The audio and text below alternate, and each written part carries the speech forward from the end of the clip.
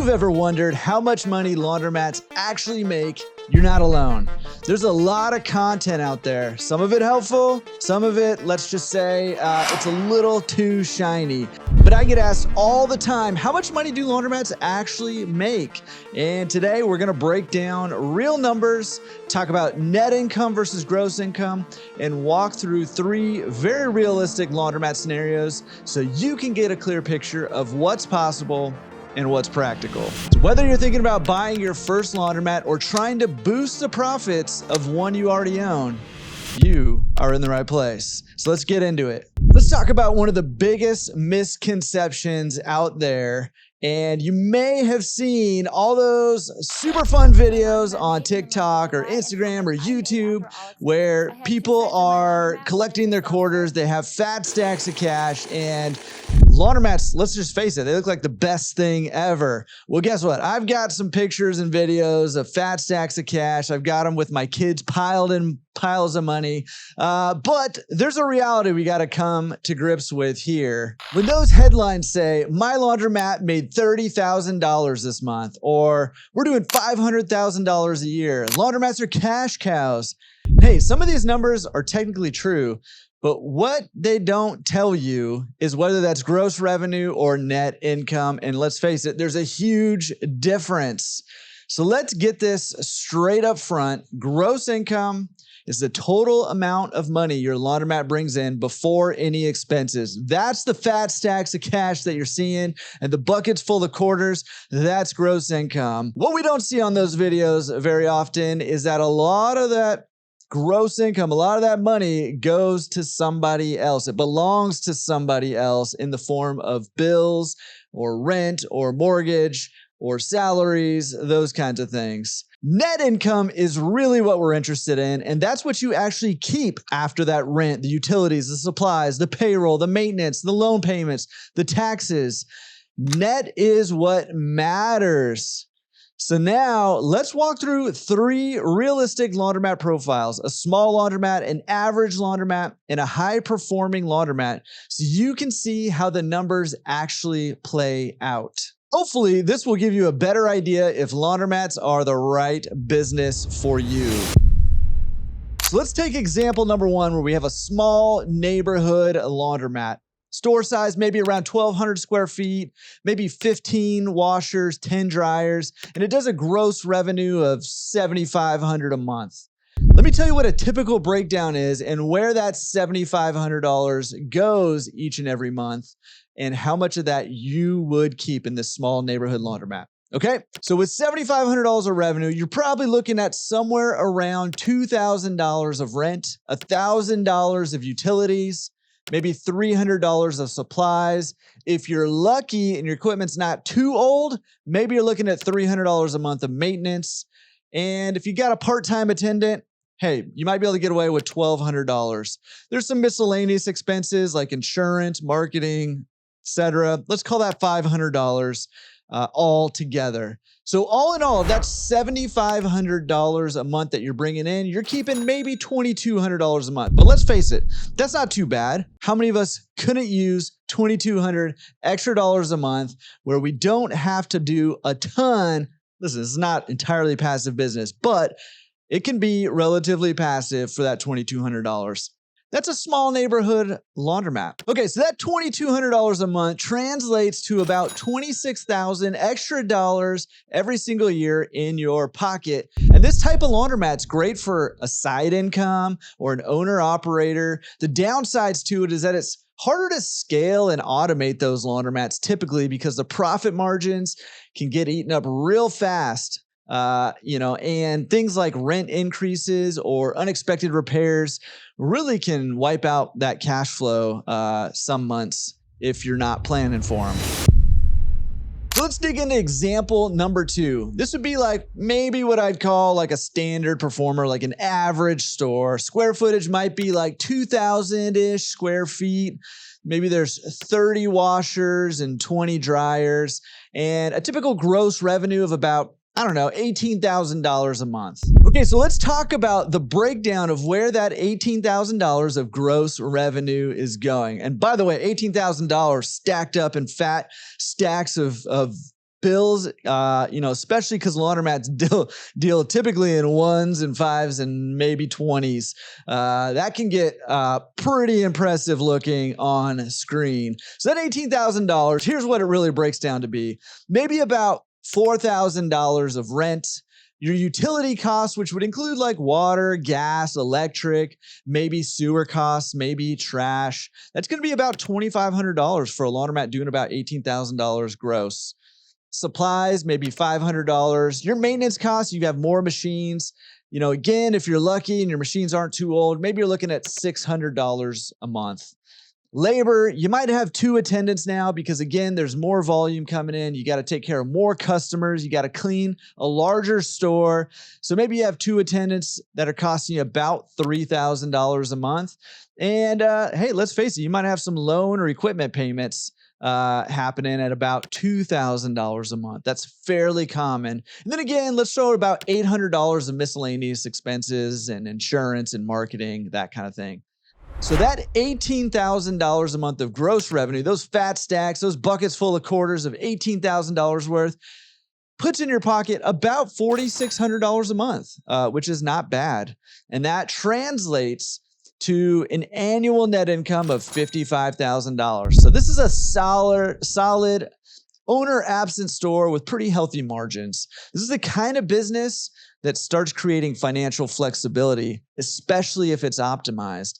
It's one of the reasons that I say, hey, a base hit laundromat, it outperforms most other investment vehicles by far when it comes to cash flow, and that the average American can replace their 9-to-5 income with anywhere from 1 to 3 laundromats. Now, that is something that's incredibly, incredibly powerful. And you can see how if one sort of base hit average laundromat is going to net you $55,000 a year, it doesn't take too many to replace most people's salaries. But listen, you're not on here because you want to have a small neighborhood store. You're not on here because you want to have an average performing store. You're on here because you want to be a high performer. I know you because I am you, and I also want to have high performing stores. So let's walk through an example of what a high performing store might look like. This is a store that has about 3,000 square feet or more. There are laundromats getting bigger and bigger, so 4,000, 5,000, 6,000 square foot stores are not all that uncommon. And in fact, there's even some 7, 8, and 9,000 square foot laundromats out there. Something to behold. They're beautiful and they're majestic, pretty cool, but not typical. But again, we're talking about the high performers here. So we're looking at 3,000 square foot plus on the small end. It might have 50 washers and 40 dryers, and the gross revenue might be $40,000 to $60,000 a month. And maybe it has a pickup and delivery business or a drop-off / wash and fold service as well. But oftentimes these high performers are doing $40,000 to $60,000 a month on self-serve, and another $40,000 to $60,000 on pickup and delivery and drop-off service. So these laundromats can really be pumping out the money here if you're a high-performing store. So let's look at where this $40,000 to $60,000 a month goes. Okay, we'll call it $50,000 just to give us a nice round even number. $50,000 a month. How many of us would not like to collect that many dollar bills? That would be great, right? So let's see where it all goes though. Rent for this type of store is going to be obviously more expensive. It's a larger footprint. You're doing more business. Landlords are going to charge more for that. So we're looking at maybe $7,000 a month. Might be more than that. If you're on the coast, you would love a $7,000 rent for this size store.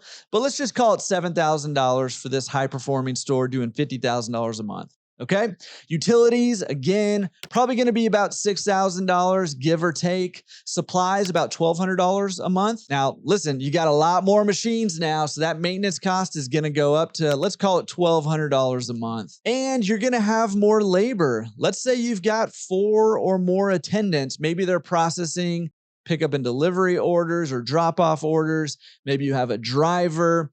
In any case, your labor costs are probably going to be around $8,000, and you might have some loans out there or equipment loans out there for another $4,000.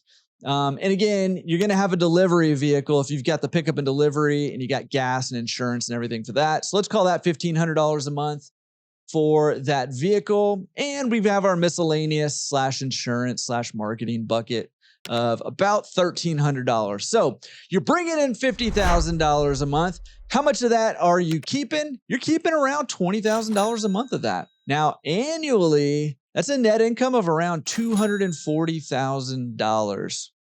This is where scale can really kick in. Smart pricing, adding additional services, you can really start delving into automation and tightening up your operations. Those things can turn this high-performing laundromat into a serious cash flow machine here. Here's the bottom line. Laundromats can be extremely profitable, but don't get confused by gross income versus net income, because gross income does not tell the full story. It looks great online, it looks great in the videos, but it's not the full story. Your location, your lease, your equipment, and pricing strategies, they're all playing massive roles in how your laundromat is going to perform. So the truth is, most laundromats make between $2,000 and $10,000 a month in net income. Top tier operators break into the $15,000 to $25,000 a month, but they have usually invested in better systems, upsells, marketing, and they have the premium locations. So what separates the decent stores from the money machines? That is the big question, right? That's what we're all here to find out. How do we get into that high performing tier of laundromats? Let's break that down. Number one, you gotta know your numbers. Use tools like our pricing calculator that we have at laundromatresource.com. Go to the resources tab and you can see our calculators over there. Those pricing calculators will help you understand your cost per wash. So water, gas, maybe you have injection detergent, time, maintenance, repairs, rent, all that stuff. You want to know what your break-even point is and where you can build in margin without overpricing.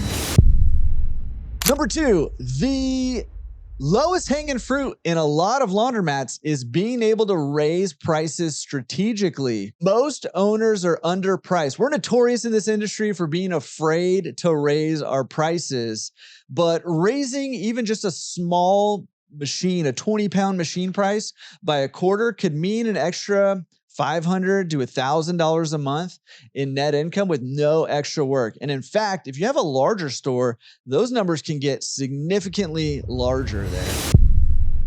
Number three, optimize your expenses. Switch to energy efficient machines. Use a smart thermostat or timers for your HVAC. Negotiate bulk supply purchases or even bulk utility purchases. Shop around for your insurance. Look for ways to optimize your expenses, because listen, net income can be raised by increasing your gross income, obviously, and or decreasing your expenses. And speaking of increasing your net income or your gross income, let's talk about number four.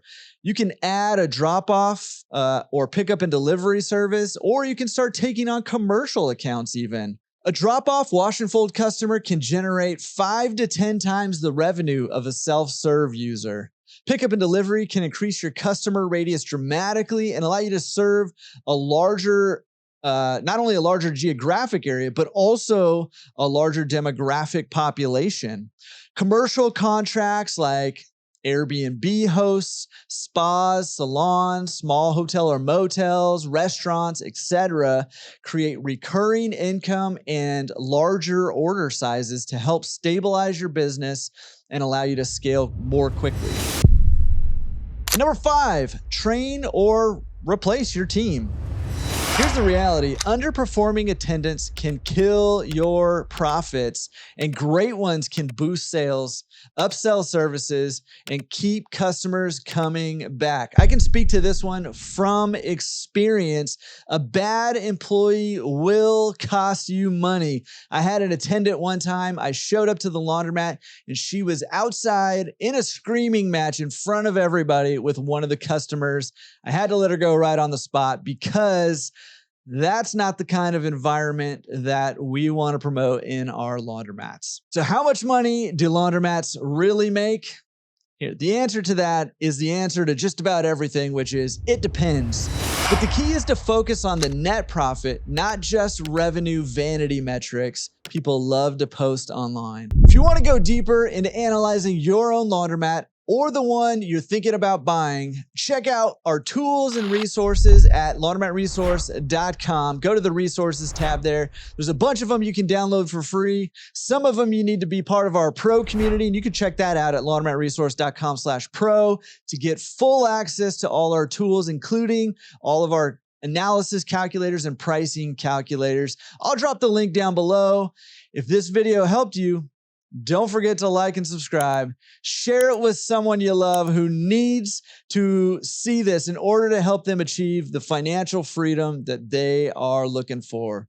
In the comments, let me know what number surprised you the most. I read every one. We'll see you in the next one.